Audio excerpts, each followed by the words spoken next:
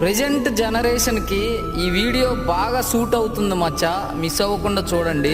ఒకసారి ఒక గురువు తన శిష్యులకు ఒక పరీక్ష పెట్టాలనుకున్నాడు. ఒక చెట్టుకు ఒక చెక్క పక్షిని కట్టి దాని కన్నును లక్ష్యంగా చేసుకోమన్నాడు. ముందుగా మొదటి శిష్యుడిని పిలిచి, నాయనా నీకు అక్కడ ఏం కనిపిస్తుంది అని చెప్పి అడిగాడు.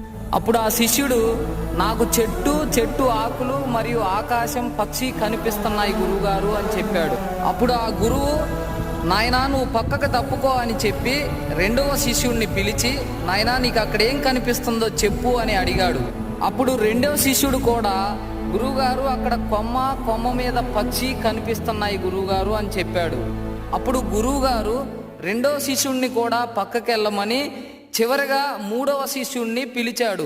అప్పుడు మూడవ శిష్యుడు అర్జునుడి వంటి ఏకాగ్రతతో, నాకు కేవలం ఆ పక్షి కన్ను మాత్రమే కనిపిస్తుంది గురుదేవా అని అన్నాడు. ఈ కథలోనే నీతి ఏంటంటే, యువత తమ జీవితంలో విజయం సాధించాలంటే చుట్టూ ఉన్న ఆకర్షణలకు లొంగిపోకుండా కేవలం తమ లక్ష్యం మీద మాత్రమే దృష్టి పెట్టాలి.